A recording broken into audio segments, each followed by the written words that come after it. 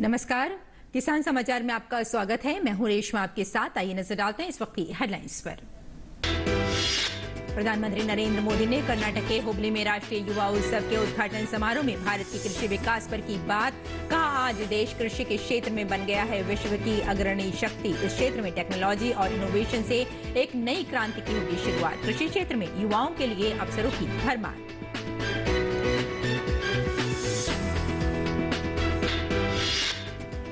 कम उर्वरक देने के बिहार सरकार के आरोप का केंद्र ने किया खंडन। आंकड़े जारी कर बताया कि बिहार राज्य को रबी सीजन 2022-23 के अक्टूबर, नवंबर, दिसंबर और जनवरी महीनों में दी गई पर्याप्त खाद। उर्वरक की कालाबाजारी पर केंद्र के छापों से बौखलाई बिहार सरकार।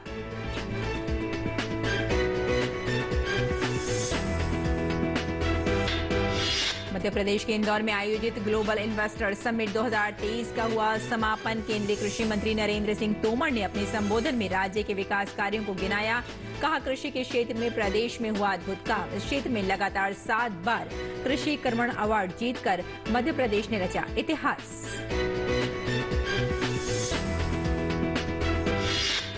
उत्तर भारत के कई इलाके ठंड और कोहरे की चपेट में, तो पहाड़ी इलाकों में हो रही है जोरदार बर्फबारी। राजधानी दिल्ली में लोगों को ठंड से मिली कुछ राहत।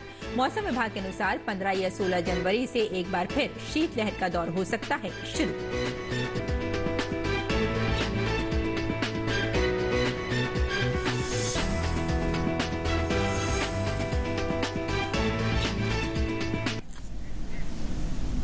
और अब समाचार विस्तार से। प्रधानमंत्री नरेंद्र मोदी ने कर्नाटक के हुबली में 12 जनवरी से शुरू होने वाले राष्ट्रीय युवा उत्सव का उद्घाटन किया। इस अवसर पर प्रधानमंत्री ने कहा कि आज जब दुनिया भारत की तरफ उम्मीद भरी नजरों से देख रही है, तो इसके पीछे आप सभी मेरे युवा साथी हैं। आज हम दुनिया में 5वें नंबर की अर्थव्यवस्था हैं। हमारा लक्ष्य है कि हम इसे टॉप 3 में लेकर जाएं। देश की ये इकोनॉमिक ग्रोथ हमारे युवाओं के लिए अपार अवसर लेकर आएगी। आज हम कृषि के क्षेत्र में दुनिया की अग्रणी ताकत हैं और कृषि के क्षेत्र में टेक्नोलॉजी और इनोवेशन से एक नई क्रांति आने वाली है। इसमें युवाओं के लिए नए अवसर पैदा होंगे, नई ऊंचाइयों पर जाने के नए रास्ते खुलेंगे। आज जब दुनिया भारत की तरफ इतनी उम्मीदों की नजर से देख रही है, तो इसके पीछे आप सभी मेरे युवा साथी हैं। आज हम दुनिया में 5वें नंबर की अर्थव्यवस्था है और हमारा लक्ष्य है कि हम इसे टॉप 3 में लेकर के जाएं। देश की ये इकोनॉमिक ग्रोथ हमारे युवाओं के लिए अपार अवसर लेकर आएगी। आज हम कृषि के क्षेत्र में दुनिया की अग्रणी ताकत है। कृषि के क्षेत्र में टेक्नोलॉजी और इनोवेशन से एक नया रिवॉल्यूशन आने वाला है। इसमें युवाओं के लिए नए अवसर पैदा होंगे, नई ऊंचाइयों पर जाने के नए रास्ते खुलेंगे। नकदी खाद बनाने वालों, बेचने वालों और कालाबाजारी करने वालों के खिलाफ देश के कई राज्यों में छापे पड़ रहे हैं। केंद्र सरकार की फ्लाइंग स्क्वाड टीम लगातार छापामारी कर रही है। अभी तक 13-14 राज्यों में छापा पड़ चुका है। अभी उत्तर प्रदेश और बिहार में छापे पड़ रहे हैं। उधर बिहार सरकार ने केंद्र सरकार पर राज्य को उर्वरक की कम सप्लाई का आरोप लगाया है। इस पर केंद्र सरकार ने आंकड़े जारी कर बिहार सरकार को उसके झूठ के लिए कटघरे में खड़ा कर दिया है। सरकारी आंकड़ों के अनुसार उर्वरक विभाग ने रबी सीजन 2022-23 के महीनों यानी अक्टूबर, नवंबर, दिसंबर और जनवरी के दौरान उर्वरकों की आरामदायक उपलब्धता सुनिश्चित की है। उर्वरक विभाग ने दिसंबर 2022 के दौरान 134 यूरिया और 76 P&K रेक बिहार राज्य को भेजे गए हैं। जनवरी 2023 के महीने में 39 यूरिया और 21 P&K रेक बिहार राज्य को भेजे गए। विभाग ने एक विशेष मामले के रूप में पश्चिमी बंदरगाहों से राज्य में 16 रेक की आवाजाही की अनुमति दी है। सरकार ने कहा है कि उर्वरक कंपनियों को सलाह दी गई है कि वे राज्य सरकार के अनुरोध के अनुसार बिहार के विशिष्ट बिंदुओं पर उर्वरक ले जाएं। साथ ही किसी भी आपात स्थिति से निपटने और पर्याप्त उपलब्धता सुनिश्चित करने के लिए रेलवे, राज्य सरकार और उर्वरक कंपनियों के साथ नियमित बातचीत की जा रही है। और इस पर अधिक जानकारी के लिए हमारे साथ जुड़ गए हैं हमारे संवाददाता नितेंद्र सिंह। नितेंद्र, जैसे कि अभी हमने जाना कि केंद्र सरकार की फ्लाइंग स्क्वाड लगातार कालाबाजारी पर रोक लगाने के लिए कई राज्यों में छापेमारी कर रही है और अगर यहाँ बिहार की बात की जाए तो बिहार पर भी छापा पड़ा है, लेकिन बिहार सरकार की जो एक अपनी सोच है, एक नीति है, वो पूरी तरह से बौखला गई है और केंद्र सरकार पर उसने कई आरोप भी लगाए हैं। जी बिल्कुल, देखिए रस्मा, करीब 14 राज्यों में कालाबाजारी के खिलाफ और नकली खाद बनाने वालों के खिलाफ जो केंद्र सरकार की फ्लाइंग स्क्वाड टीम है वो लगातार छापामारी कर रही है। कल भी उत्तर प्रदेश और बिहार में और आज भी उत्तर प्रदेश, बिहार सहित अन्य राज्यों में छापामारी चल रही है। कई ऐसे जिले हैं जहां पर नकली जो खाद है वो बरामद हुए हैं। साथ ही साथ जो कालाबाजारी हो रहा है और स्टॉक कई लोगों ने कर लिया है खाद की, उसकी भी बरामदगी की जा रही है। तो निश्चित तौर पे लगातार सरकार की तरफ से कोशिश है कि जो किसानों को पर्याप्त मात्रा में उचित खाद मिले, इसके लिए तमाम प्रयास किए जा रहे हैं। इस बीच बिहार सरकार ने ये आरोप लगाया है कि बिहार को खाद की कम सप्लाई की गई है इस मौसम में, जबकि केंद्र सरकार ने एक डाटा जारी करके कहा है कि जितनी भी डिमांड थी बिहार सरकार की वो पूरी की गई है। साथ ही साथ 16 अतिरिक्त रैक जो है पश्चिमी बंदरगाहों से भी भेजा जा रहा है। साथ ही साथ जो उर्वरक कंपनियां हैं या फिर रेलवे है, उन तमाम लोगों से बातचीत करके जहां भी स्पेसिफिक डिमांड है बिहार की, वहां खाद सप्लाई करने की तमाम उचित व्यवस्था की गई है।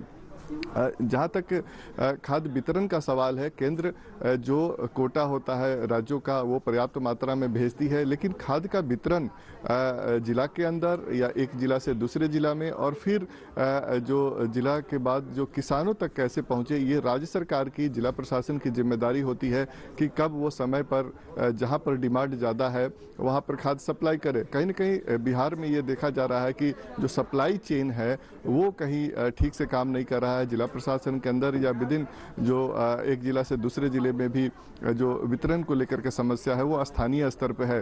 केंद्र सरकार का ये कहना है कि हमारी तरफ से कोई कमी नहीं है, पर्याप्त मात्रा में बिहार को यूरिया दिया गया है, खाद दिया गया है और ये सप्लाई का इशू है और किस तरीके से बिहार सरकार और स्थानीय प्रशासन इसको मैनेज कर रहा है ये उनकी समस्या है। बिल्कुल नितेंद्र, केंद्र सरकार की कोशिश यही है कि नकदी खाद बनाने वालों या फिर बेचने वालों या फिर अगर कालाबाजारी की बात की जाए तो इस पर रोक लगाई जाए और इस पर केंद्र सरकार शुरू से कोशिश भी कर रही है। जिस तरह से बिहार पर छापेमारी की गई और वहां का एक सच सामने आ गया, उसी तरह कई और राज्यों की भी बात की जाए तो वहां पर भी छापेमारी की गई है। इसके अलावा अगर हम केंद्र सरकार की नीतियों की बात करें तो कालाबाजारी को रोकने के लिए किस तरह की नीतियां और किस तरह के कदम उठाए जा रहे हैं?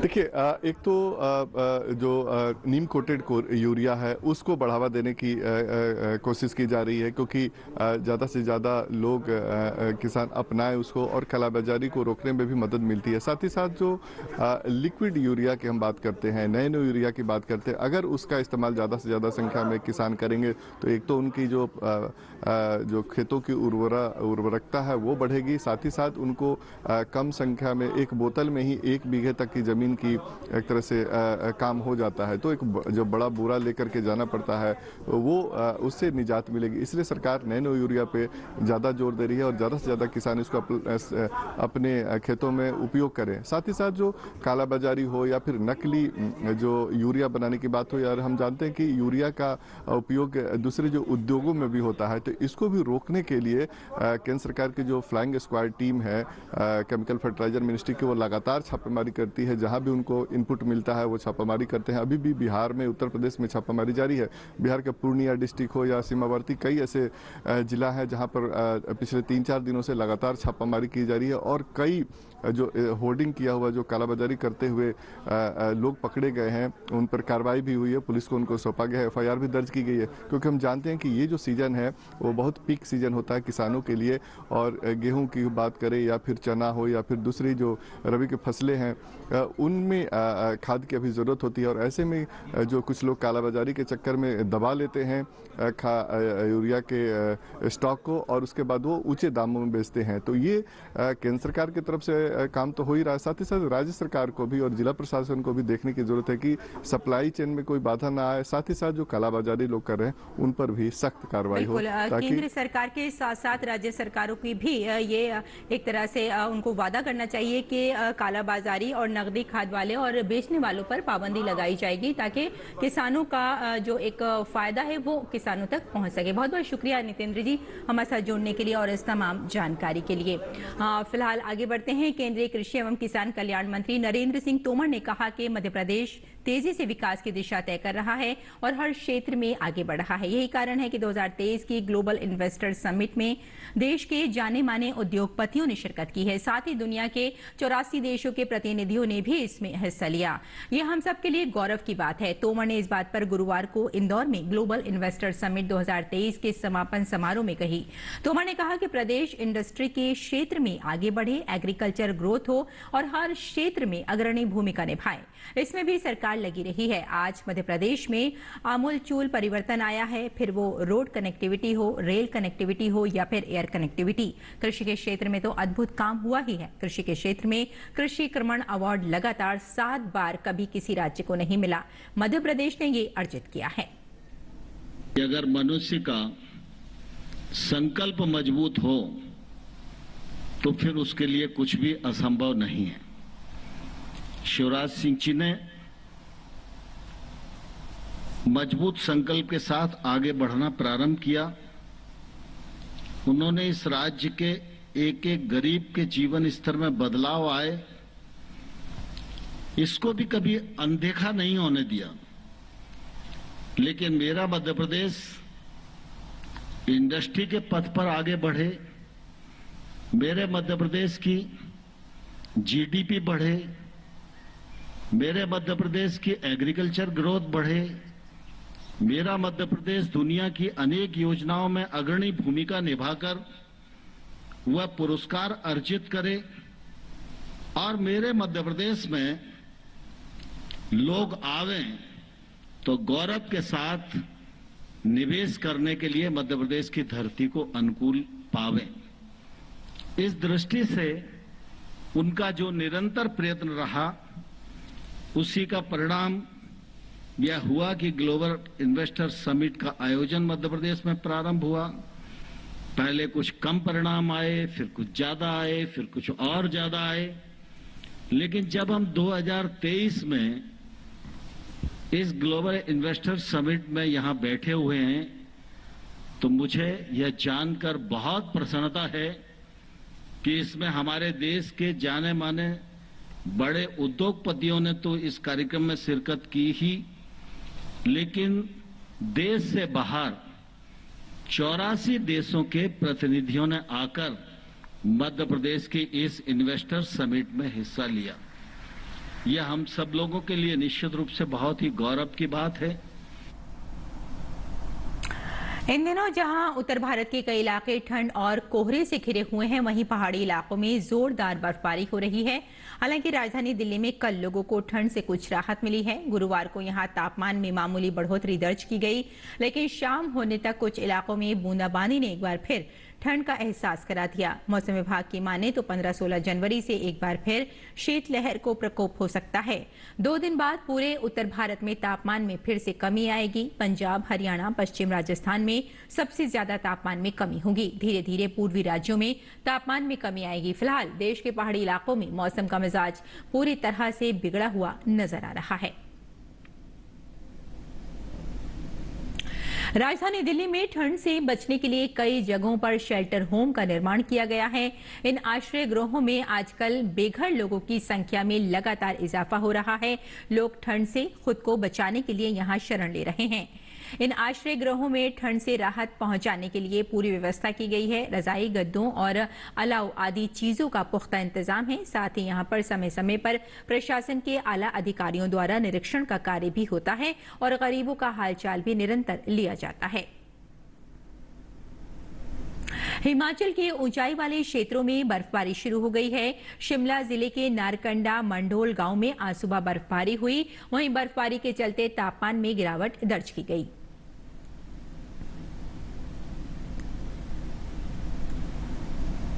और आइए बात करते हैं मंडी भाव की और जानते हैं कि देश भर की मंडियों में क्या रहा भाव।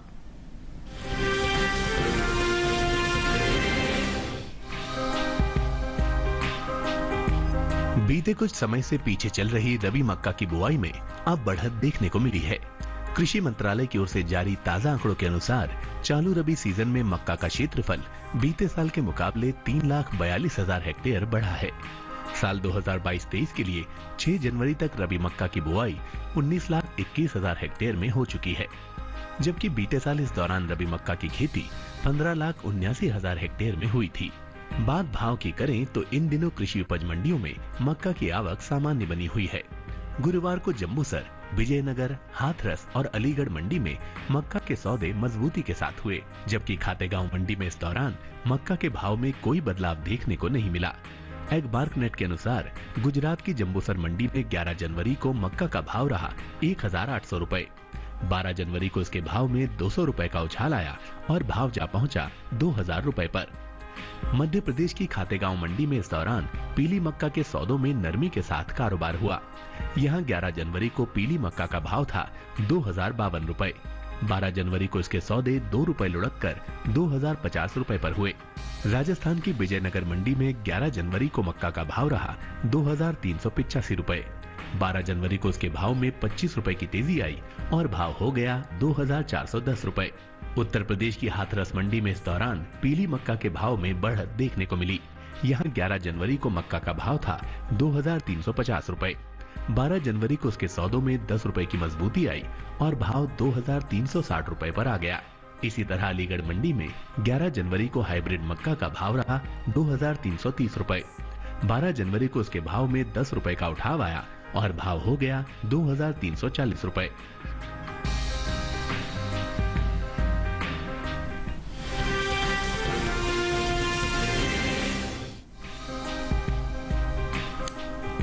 कृषि उपज मंडियों में सोयाबीन की आवक सुस्त बनी हुई है। हाजिर भाव पर नजर डालें तो ज्यादातर मंडियों में सोयाबीन के सौदे मजबूती के साथ हुए, जबकि कुछ मंडियों में इस दौरान सोयाबीन के भाव में नरमी देखने को मिली। भाव की बात करें तो एगमार्कनेट के अनुसार गुजरात की अमरेली मंडी में 11 जनवरी को सोयाबीन का भाव रहा 5,250 रुपए। 12 जनवरी को उसके भाव में 60 रुपए की तेजी आई और भाव जा पहुंचा 5,310 रुपए पर। राज्य की ही हिम्मतनगर मंडी में इस दौरान पीली सोयाबीन के सौदों में बढ़त के साथ कारोबार हुआ। यहां 11 जनवरी को पीली सोयाबीन का भाव था 5,150 रुपए। 12 जनवरी को उसके सौदे 28 रुपए चढ़कर 5,178 रुपए पर हुए, जबकि मध्य प्रदेश की खातेगांव मंडी में 11 जनवरी को सोयाबीन का भाव रहा 5,450 रुपए। 12 जनवरी को उसके सौदों में 109 रुपए की भारी गिरावट आई और भाव हो गया 5,341 रुपए। वहीं काला पीपल मंडी में पीली सोयाबीन के भाव में नरमी देखने को मिली। 11 जनवरी को यहां पीली सोयाबीन का भाव था 5,315 रुपए। 12 जनवरी को इसके भाव में 85 रुपए का उठाव आया और भाव हो गया 5,400 रुपए। महाराष्ट्र की लासलगांव मंडी में 11 जनवरी को सोयाबीन का भाव रहा 5,400 रुपए। 12 जनवरी को उसके भाव में 50 रुपए की तेजी आई और भाव हो गया 5,450 रुपए। भारत में सबसे ज्यादा सोयाबीन की पैदावार मध्य प्रदेश, महाराष्ट्र, राजस्थान और छत्तीसगढ़ में होती है। मध्य प्रदेश में सोयाबीन का उत्पादन 45%, जबकि महाराष्ट्र में 40% होता है। सोयाबीन की उपज पर नजर डालें तो इस साल खरीफ सोयाबीन की पैदावार में कमी देखने को मिल सकती है। बीते साल के मुकाबले इस साल खरीफ सोयाबीन की उपज में 10% की कमी होने का अनुमान है। कृषि मंत्रालय के पहले अग्रिम अनुमान के मुताबिक खरीफ सोयाबीन की उपज साल 2022-23 के दौरान 1,28,00,000 टन के पार जा सकती है, जबकि साल 2021-22 के दौरान सोयाबीन की पैदावार 1,29,95,000 टन रही थी।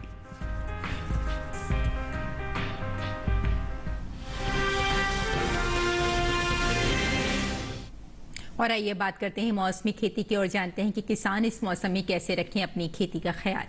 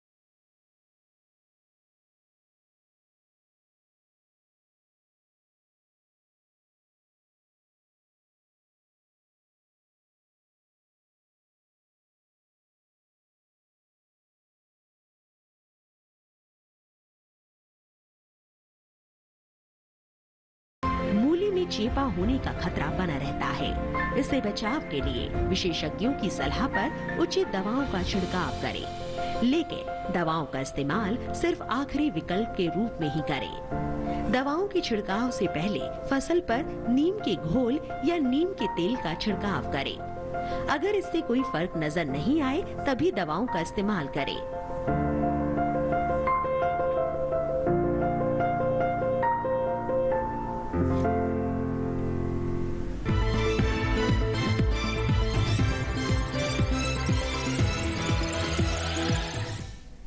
और खेती किसानी के साथ साथ आइए नजर डाल लेते हैं कुछ और महत्वपूर्ण खबरों पर। खास खबर में प्रधानमंत्री नरेंद्र मोदी ने वर्चुअल रूप से वाराणसी से गंगा विलास क्रूज को रवाना किया। ये क्रूज 2 देशों की यात्रा करते हुए कुल डिब्रूगढ़ तक 3200 किलोमीटर का सफर तय करेगा। प्रधानमंत्री ने वाराणसी में डेंट सिटी का भी उद्घाटन किया। ये परियोजना शहर के घाटों के किनारे विकसित की गई है, जो आवास की सुविधा प्रदान करेगी। महाराष्ट्र के नासिक शिरडी राजमार्ग पर भीषण सड़क हादसा पेश आया है। पथारे के पास एक बस और ट्रक में भिड़ंत के कारण 10 लोगों की मौत हो गई और 16 लोग घायल हो गए। केंद्रीय मंत्री अनुराग सिंह ठाकुर ने त्रिपुरा के अगरतला में युवा संवाद इंडिया एट 2047 कार्यक्रम में भाग लिया। इसके जरिए युवाओं को राष्ट्रीय और अंतर्राष्ट्रीय महत्व के विभिन्न मुद्दों पर अपने विचार व्यक्त करने का अवसर प्रदान किया जा रहा है। गृह मंत्रालय ने दिल्ली कंजावाला केस मामले में वारदात के दिन 3 पीसीआर वैन में और 2 चेक पॉइंट पर मौजूद पुलिस वालों को सस्पेंड करने की सिफारिश की है। देश भर में पिछले 24 घंटों में कोरोना संक्रमण के 174 नए मामले दर्ज किए गए। वहीं पिछले 24 घंटों में 224 मरीज उपचार करवाकर स्वस्थ हो चुके हैं। देश में टीकाकरण का आंकड़ा भी तेजी से बढ़ रहा है। टीकाकरण अभियान के तहत देश में अब तक 220.16 करोड़ से अधिक टीकों की खुराक दी जा चुकी है। तो किसान समाचार में फिलहाल इतना ही। अनुमति दें। नमस्कार।